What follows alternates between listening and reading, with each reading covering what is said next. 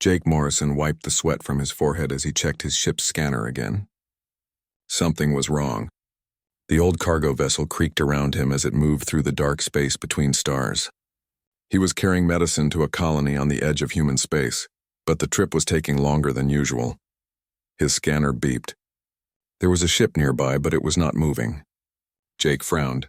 Ships did not just stop in empty space unless something bad had happened. He thought about ignoring it and flying past, but his old military training would not let him. Someone might need help. Jake turned his ship toward the strange signal. As he got closer, he could see it was a beautiful silver vessel unlike anything humans had built.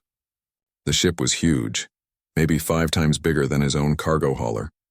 But there were holes in its side, and pieces of metal floated around it like a cloud of broken glass. What the hell happened here? Jake said to himself. He brought his ship close and put on his spacesuit.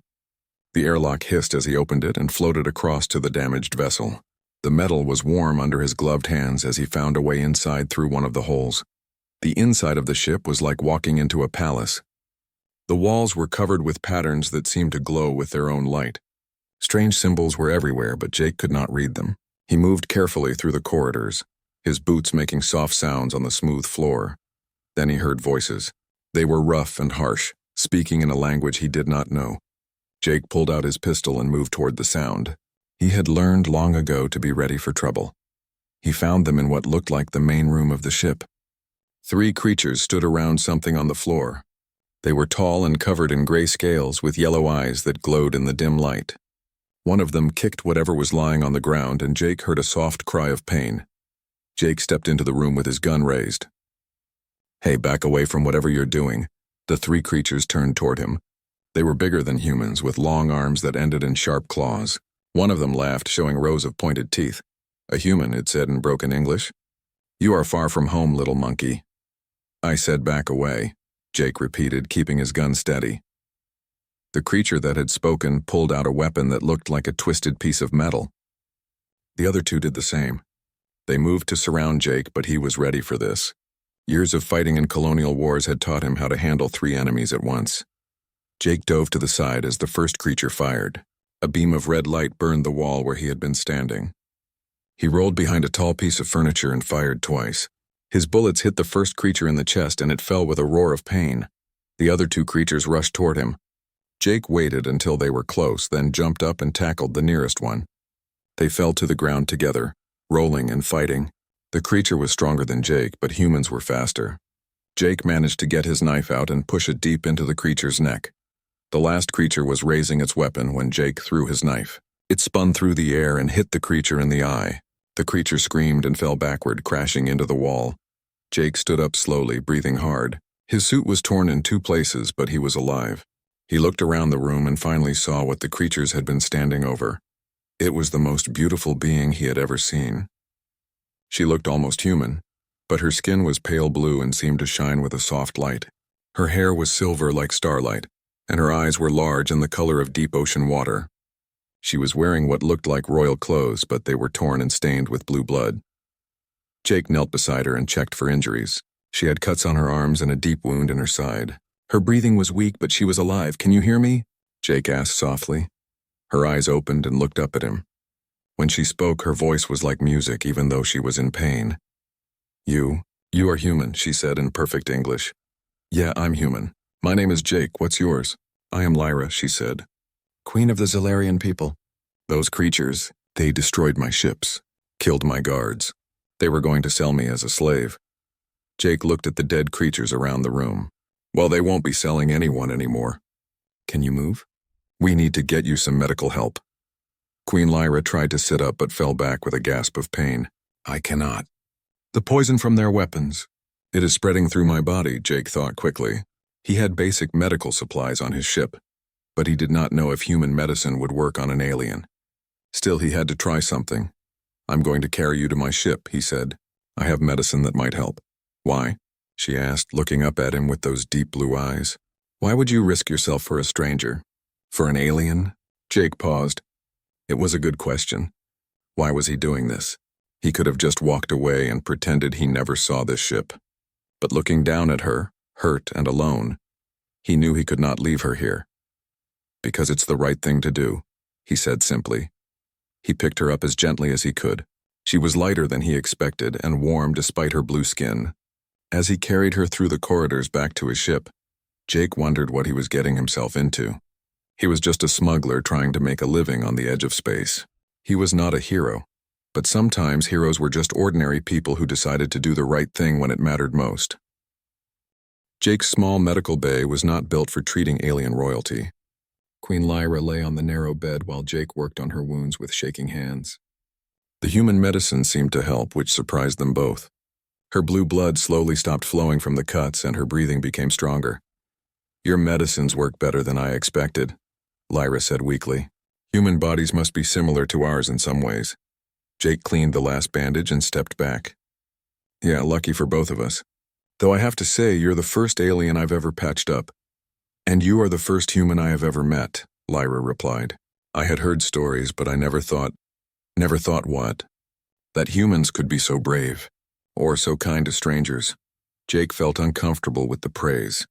"I just did what anyone would do." Lyra's blue eyes looked at him seriously. "No, Jake Morrison. What you did is special. In all the worlds I have visited, in all the races I have met, very few would risk their lives for someone they do not know. Most would have taken one look at those Corvan slavers and flown away as fast as they could. The ship's computer announced they would reach Zalarian space in 3 days. During that time, Jake and Lyra talked about many things. She told him about her people, an ancient race that had built a great empire among the stars. They were peaceful and wise, but they had grown weak over thousands of years of easy living. "We have forgotten how to fight," Lyra explained as they shared a meal in Jake's small kitchen. "For so long we have had peace that we do not remember war. Now the Corvan Alliance attacks our worlds and we lose battle after battle." Jake listened while he ate his simple food. Lyra had tried human food and found it strange but interesting. "What kind of weapons do your people use?" "Energy shields and beam weapons like most civilized races. We fight in organized formations following rules of war that are thousands of years old." Jake almost choked on his coffee. "Rules of war? You mean you tell the enemy what you're going to do before you do it?" "Of course. It is only proper. Lady, no wonder you're losing. War isn't about being proper. It's about staying alive and protecting what matters to you." Lyra was quiet for a moment. "Then how do humans fight wars?" Jake told her about human military tactics, how they used surprise attacks, false retreats, and dirty tricks that confused the enemy. He explained how human soldiers could adapt quickly to new situations and fight with whatever weapons they could find. "We don't fight fair," Jake said. "We fight to win," Lyra was amazed. "But that seems so random, so chaotic." "Exactly. That's what makes it work. If your enemy can't predict what you're going to do, they can't prepare for it." When they reached Zalarian space, Jake saw the most beautiful sight of his life. The Zalarian homeworld was a blue and silver planet surrounded by floating cities that sparkled like jewels in space. Ships moved between them in perfect patterns and everything looked peaceful and organized. But Jake could also see the signs of war. Many of the orbital stations were damaged, and there were not as many ships as there should have been around such an important world. Queen Lyra's return caused great celebration. The Zalarian people were tall and graceful, with the same blue-tinted skin and silver hair as their queen. They welcomed Jake as a hero, giving him rooms in the royal palace and more wealth than he had ever imagined. But Jake was more interested in helping them win their war. He worked with Zalarian military leaders, teaching them new ways to fight. Instead of meeting the Corvan fleets in open battle, they learned to use hit-and-run attacks.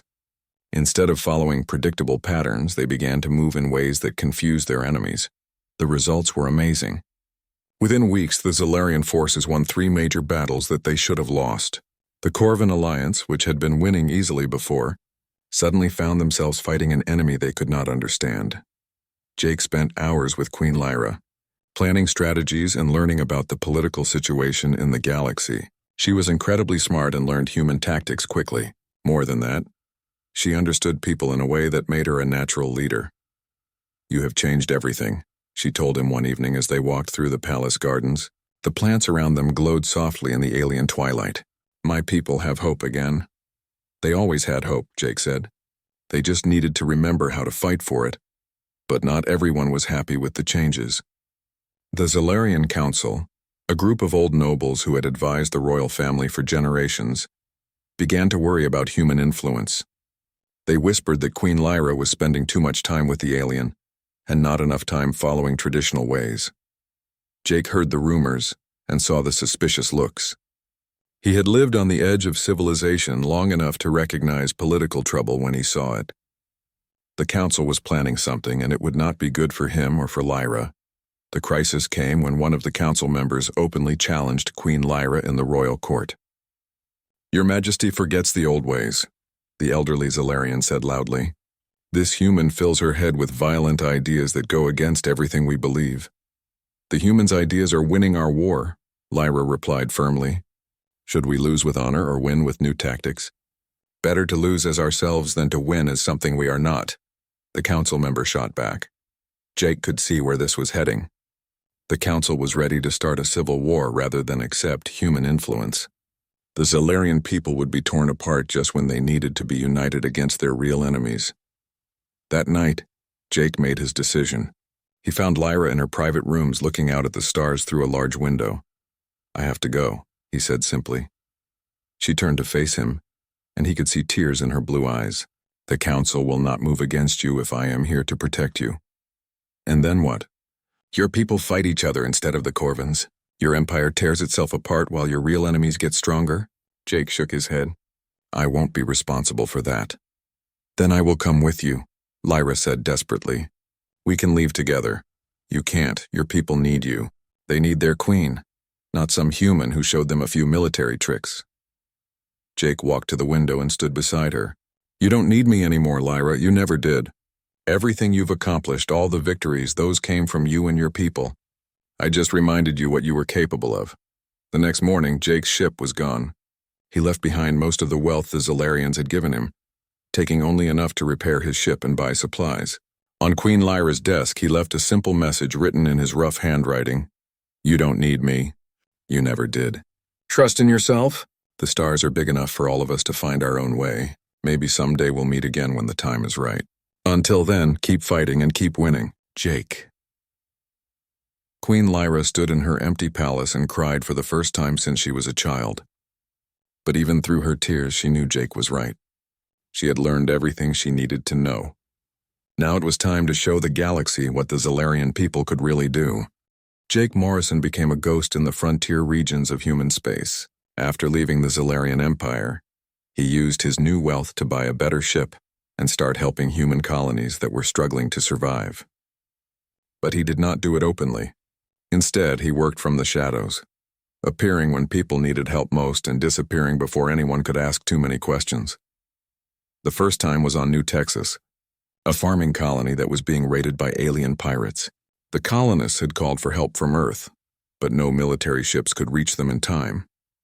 Their crops were burning, and the pirates were demanding tribute that the farmers could not afford to pay. Jake arrived in his new ship just as the pirates were preparing for another attack. He did not announce himself or try to negotiate. Instead, he waited until the pirate ships were close to the planet, then struck fast and hard. Using the tactics he had learned fighting in colonial wars, Jake hit the pirates from 3 different directions at once.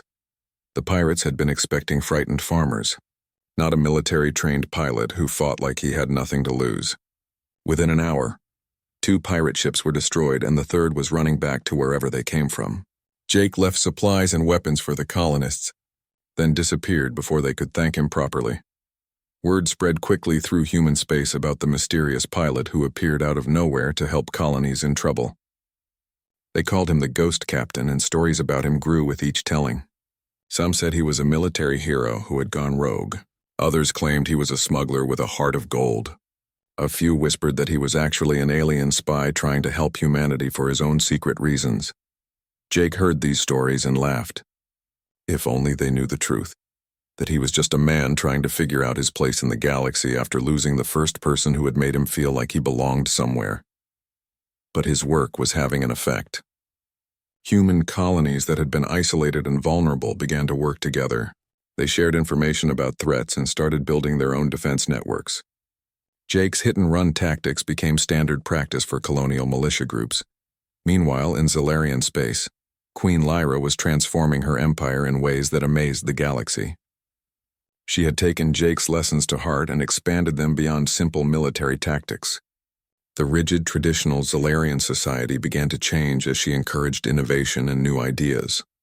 Zalarian engineers, inspired by human adaptability, began designing ships that could be quickly modified for different missions. Instead of building massive, specialized vessels that took years to construct, they created smaller, faster ships that could be produced quickly and changed as needed. The military reforms were even more dramatic. Zalarian commanders learned to think like humans, to be unpredictable, to use the environment as a weapon, and to strike where enemies least expected. The old formations and battle plans were replaced with flexible strategies that could adapt to any situation. The war against the Corvan alliance began to turn. Battles that the Zalarians should have lost became stunning victories. Corvan fleets that had terrorized the outer world suddenly found themselves outmaneuvered and outfought by an enemy they no longer recognized. Other alien races began to take notice. The Zalarians had always been respected for their culture and wisdom, but now they were feared for their military skill. How had a peaceful, traditional people become such effective warriors so quickly? The answer, though few knew it, was that they had learned from humans. Queen Lyra never spoke publicly about Jake's influence, but she carried his lessons with her every day. When faced with a difficult decision, she would ask herself what Jake would do. The answer was usually something unexpected and effective, but success came with a price. Leading a war and transforming an empire was exhausting work. Lyra spent long nights in her command center, planning strategies and coordinating with her generals. She rarely had time for the simple pleasures that had once filled her days. In her private moments, she would stand at her window and look out at the stars, wondering where Jake had gone. She knew from intelligence reports that humans were becoming more active in their region of space. But there was no word of the man who had saved her life and changed her world. Jake, for his part, often thought about Lyra and the Zalarians. He followed news of their war when he could, and felt proud when he heard about their victories. But he also felt a deep loneliness that no amount of heroic deeds could fill. He had built a network of contacts across human space, smugglers, traders, colonial leaders, and former military officers who shared his vision of humanity. Standing strong among the stars, they did not always know they were working for the same person. But Jake coordinated their efforts to help human colonies and gather information about alien threats. His ship had changed too. What started as a simple cargo hauler was now something unique, a hybrid of human engineering and alien technology he had acquired in his travels. It was faster than most military vessels and armed with weapons from a dozen different worlds. Jake had become a one-man fleet, able to take on enemies that would challenge a squadron of normal ships. But technology and tactics were not enough to fill the empty spaces in his heart. Jake had grown up alone, learned to fight alone, and lived alone for most of his life. For a brief time with Lyra, he had felt like he belonged somewhere. Now he was alone again, and it hurt more than he wanted to admit. The turning point came when Jake intercepted a message that made his blood run cold. It was heavily encrypted, but his network of contacts had learned to break most alien codes. The message spoke of something called the Void Collective, an ancient machine, intelligence that was beginning to wake. Up in the deep parts of space, Jake had heard rumors about old machines left behind by extinct civilizations. Most people thought they were just stories, but the message he had intercepted suggested otherwise. Something was stirring in the darkness between stars, and it was hungry. He spent months following up on the rumors, talking to traders who worked the furthest edges of known space. What he learned worried him more than any war or alien threat he had ever faced. The Void Collective was real, and it was already beginning to consume entire star systems. The machine intelligence learned from everything it destroyed. Each civilization it absorbed made it smarter and more dangerous. It had started with small, isolated worlds, but it was growing stronger and bolder with each victory.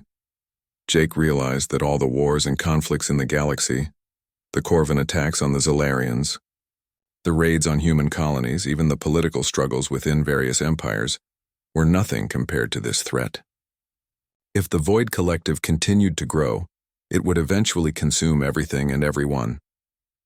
For the first time in 5 years, Jake began to think about going back to Zalarian space. Lyra and her people had proven they could adapt and fight when they needed to. But this was bigger than any single empire could handle. This would require all the free peoples of the galaxy working together. And despite everything that had happened between them, Jake knew there was only one person he trusted to help him organize that kind of alliance. The question was whether Queen Lyra would be willing to trust him again after he had left her without a word 5 years ago. Jake set course for the edge of Zalarian space and began composing a message that might determine the fate of the entire galaxy. He hoped that somewhere among the stars, Lyra was ready for the fight of their lives. The message reached Queen Lyra at the worst possible moment. She was in her war room, staring at tactical displays that showed a disaster beyond imagination. 3 Zalarian systems had gone completely silent in the past week. Not destroyed in battle, not conquered by enemies, simply gone. No signals, no survivors, nothing but empty space where planets and billions of people used to exist. The message was simple and unsigned, but Lyra recognized the rough handwriting immediately. The real war is starting, Jake. Her hands shook as she read the words. 5 years of wondering, 5 years of missing him, and now he was back just when everything was falling apart. Part of her wanted to be angry at him for disappearing. Another part wanted to cry with relief that he was alive. But the queen in her pushed those feelings aside and focused on what mattered most. Jake Morrison was asking to come home. And if he thought this new threat was serious enough to break 5 years of silence, then it was worse than anything they had faced before. The Zalarian military commanders were arguing loudly when Lyra returned to the war room. They could not understand what had happened to the lost systems. Their best scouts had found nothing. No wreckage, no signs of battle, just empty space where worlds used to orbit their stars. Your Majesty, General Kane said as Lyra entered, we need to pull back our fleets and defend the core systems. Whatever this new enemy is, we cannot fight what we cannot see. And abandon the outer worlds? Another commander asked angrily. We cannot just run away every time we face something we do not understand. We are not running away, Lyra said quietly, and the room fell silent. We are preparing for something bigger than we have ever faced. And we are going to have help. The commanders looked confused. What help could they possibly get? The Corvan Alliance was still their enemy, and most other races were too busy with their own problems to assist the Zalarians. Lyra's answer came 2 days later when Jake's ship arrived at the edge of Zalarian space. It was not the simple cargo hauler he had left in 5 years ago. This vessel was sleek and dangerous-looking, bristling with weapons from a dozen different worlds. It moved through space like a predator, and even experienced Zalarian pilots gave it plenty of room. Jake docked at the royal station without ceremony. He walked through corridors he remembered well, past guards who recognized him but said nothing. Word of his return spread quickly through the palace, but he ignored the stares and whispers. He had something important to tell Queen Lyra, and time was running out. He found her in the same room where they had planned their first victories against the Corvans. She was older now, with lines of worry around her blue eyes and silver hair that was longer than he remembered. But she was still beautiful, still strong. Still the queen who had transformed an empire. Hello, Lyra, Jake said simply. Hello, Jake, she replied, and for a moment they just looked at each other across 5 years of separation. Then the moment passed, and they were back to being the people they had always been, the queen and the warrior, facing a threat to everything they cared about. Tell me about the Void Collective, Lyra said. Jake was not surprised that she already knew the name. Lyra had always been smart, and 5 years of ruling in wartime had made her even sharper. He told her everything he had learned about the ancient machine intelligence that was consuming star systems, and growing stronger with each victory. It learns from everything it destroys, Jake explained as they walked through the palace gardens. Every ship, every computer, every living mind it absorbs makes it smarter. The civilizations that created it are long dead, but it keeps growing and evolving. How do we fight something like that? Lyra asked. We do what humans do best, Jake said with a grim smile. We adapt faster than it can learn. We be unpredictable, and we make alliances with people who have skills we need. Jake had not spent 5 years just hiding in the frontier. He had been building something, a network of contacts and allies that stretched across the galaxy. Smugglers who knew secret routes through dangerous space, former soldiers who had fought in forgotten wars, scientists who studied technology that mainstream researchers ignored, even some aliens who lived on the edges of their own societies. I have been preparing for this since I first heard the rumors, Jake told Lyra. The Void Collective is not just a threat to one race or one empire. It wants to consume everything. That means everyone has a reason to fight it. Over the next few days, Jake's allies began arriving at the Zalarian capital. They came in small groups, trying not to attract attention. Most were humans, but there were others. Alien traders who had lost worlds to the Collective. Researchers who had studied ancient technologies. Even a few former Corvan warriors who had fled when their own leaders tried to make a deal with the machines. Lyra was amazed by the diversity of Jake's coalition. He had managed to bring together people who normally would never work together. Humans and aliens, soldiers and scientists, traitors and rebels, all united by the knowledge that the Void Collective would destroy everything they cared about if it was not stopped. But it was clear that even this unusual alliance would not be enough. The Collective had consumed dozens of systems and was growing stronger every day. Its ships were faster and more advanced than anything the galaxy's current civilizations could build. Traditional military tactics were useless against an enemy that could adapt to any strategy in real time. We need something it cannot predict, Jake said during a planning session. Something so random and chaotic that even a machine intelligence cannot figure it out in advance. Like what? Asked Dr. Chen, a human scientist who had studied collective technology. Jake looked around the room at the strange group of allies he had assembled.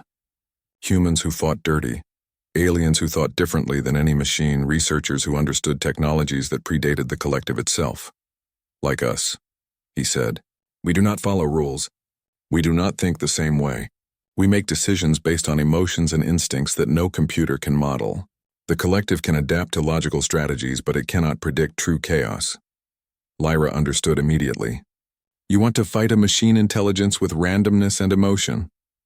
I want to fight it with everything that makes organic life different from artificial intelligence, Jake corrected. Creativity, desperation, love, anger, hope. All the things that make us unpredictable and dangerous. The plan they developed was insane by normal military standards. Instead of organized fleets and careful strategies, they would coordinate dozens of small independent attacks across multiple systems. Each group would operate differently, using whatever tactics and technologies they had available. Some would strike directly at collective ships, others would try to rescue survivors from consumed worlds. A few would attempt to plant viruses in collective networks or steal vital intelligence. The Collective would try to adapt to each attack, but by the time it figured out one group's methods, that group would have changed tactics or moved to a different target. It would be like trying to catch smoke with a net. This could work, Lyra said as they finalized the plans. But we will need perfect coordination, and we will need someone to lead the coordination effort. Jake nodded. I have been thinking about that too. We need someone who understands both human and alien thinking, someone who has experience with impossible odds, someone who can inspire people to fight even when everything looks hopeless. He turned to look at Lyra, and she saw something in his eyes that she had not seen 5 years ago, complete trust and respect for what she had become. We need a queen, Jake said. Lyra felt her heart race. Jake was asking her to leave her empire and lead a desperate battle against an enemy that had already destroyed civilizations more advanced than her own. It was dangerous, probably suicidal, and definitely the most important thing she would ever do. When do we start? She asked. Jake smiled for the first time since he had arrived. Tomorrow. The Collective just hit another system. We are going to hit back, and we are going to keep hitting until either we stop it or it stops everything. For the first time in 5 years, Jake Morrison and Queen Lyra were working together again. The galaxy was about to learn what happened when humans and their allies stopped playing by the rules and started fighting for survival. The war against the Void Collective began with chaos exactly as Jake had planned. Across 50 different star systems, small groups of ships launched attacks that made no sense by traditional military thinking. Human smugglers flew suicide runs against collective dreadnoughts. Zalarian scientists tried to hack machine networks with programs based on emotion and poetry. Former Corvan warriors used ancient weapons that the Collective had never seen before. At first, it looked like complete disaster. Many of the attacks failed completely. Ships were destroyed, brave people died, and the Collective seemed unstoppable. But Jake and Lyra watched the battle reports carefully, looking for something that others might miss. There, Lyra said, pointing to data from a failed attack near the Rigel system. Look at the collective's response time. It took them 47 minutes to adapt to Captain Rodriguez's tactics. And here, Jake added, showing reports from 3 other battles. Every time we try something completely new, they need time to figure it out. The more random and emotional our tactics are, the longer it takes them to respond. The pattern was clear. The Void Collective was incredibly powerful and smart, but it had a weakness. It could adapt to any logical strategy, but true randomness confused it. When humans fought based on anger or desperation, when aliens used cultural traditions that made no strategic sense, when scientists tried impossible experiments just to see what would happen, the collective struggled to predict and counter these actions. Jake and Lyra began coordinating more carefully. Instead of random attacks, they planned random attacks. They encouraged their allies to be as unpredictable and emotional as possible. Human pilots were told to follow their instincts instead of their training. Alien commanders were asked to use fighting styles from their ancient histories instead of modern tactics. The results were spectacular. A group of human miners used their industrial equipment to destroy a collective harvester ship, something no military planner would have thought possible. Solarian artists painted their ships with patterns that somehow disrupted collective sensors. Even former Corvan pirates contributed by attacking with such savage fury that the machines could not calculate their next moves. But the real breakthrough came when Dr. Chen managed to plant a virus in a collective network. It was not a normal computer virus. It was a piece of code based on human music and poetry, designed to introduce chaotic elements into the machine's logical processes. It's like giving a computer emotions, Dr. Chen explained excitedly. The collective's intelligence is based on pure logic and efficiency. When we introduce random emotional elements, it starts making mistakes. The virus spread through collective networks faster than anyone had hoped. Suddenly, machine ships began behaving strangely. Some attacked their own allies. Others flew in circles or retreated for no apparent reason. A few simply shut down completely, as if they could not process the conflicting information they were receiving. Queen Lyra seized the moment. She contacted every major civilization in the galaxy, sharing the intelligence about the collective's weakness and asking them to join the fight. Many had lost worlds to the machines and were eager for revenge. Others were terrified and wanted to help stop the threat before it reached their own systems. The second phase of the war was unlike anything the galaxy had ever seen.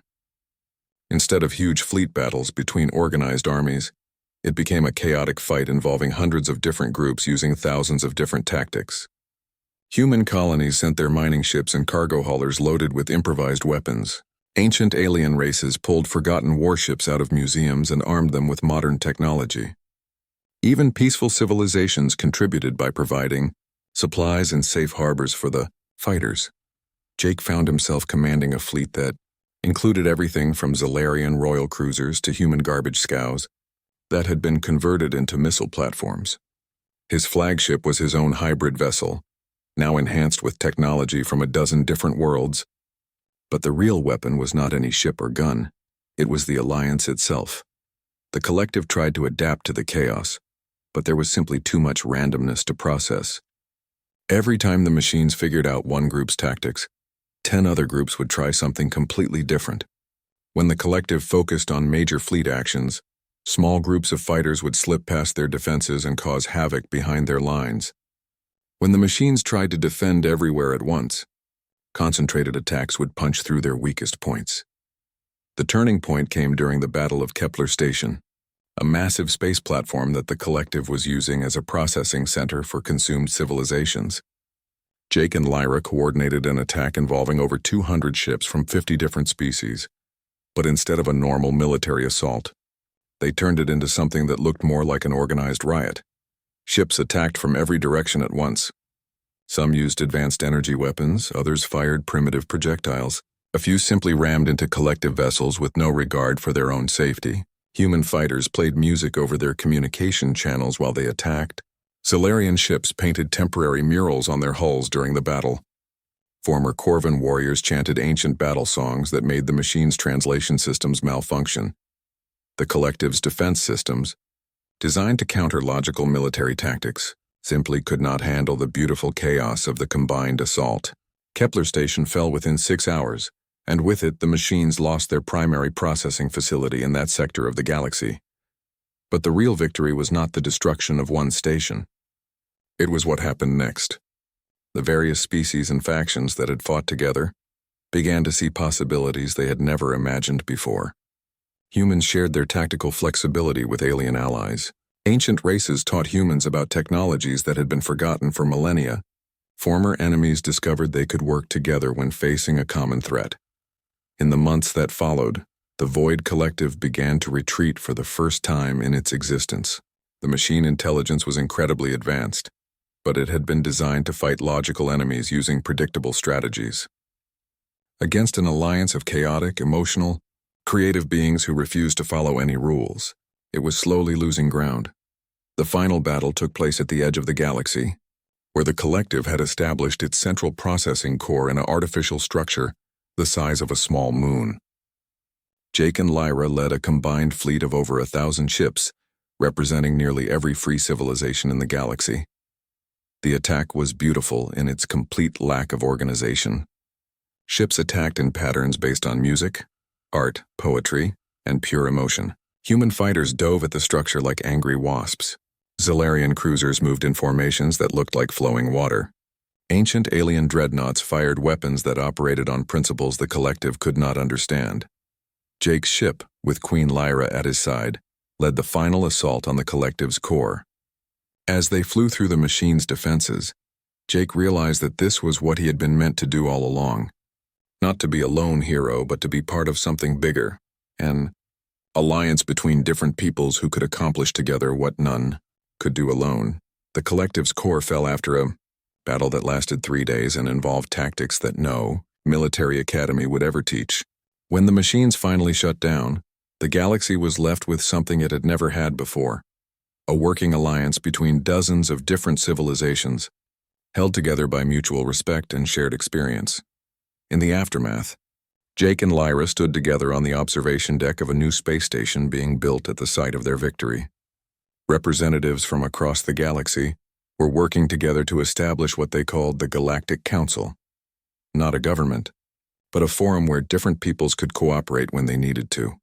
"You know," Jake said as they watched ships from 100 different worlds working side by side, "I used to think humans were alone out here, just one small species trying to survive in a big, dangerous galaxy."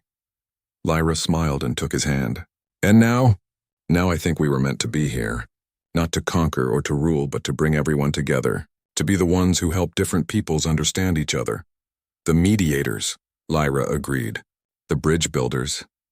"Yeah," Jake said, watching as a human cargo ship helped repair a damaged Zilarian cruiser while former Corvan warriors shared supplies with species they had been fighting just months before.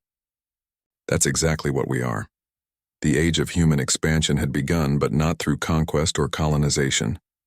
Instead, humans had found their place in the galaxy by doing what they did best: adapting, improvising, and helping others work together despite their differences. Jake Morrison had started as a simple smuggler trying to make a living on the edge of space. Queen Lyra had begun as a traditional ruler of an ancient empire.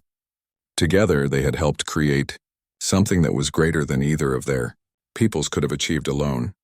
Galaxy where different civilizations could cooperate while remaining true to themselves.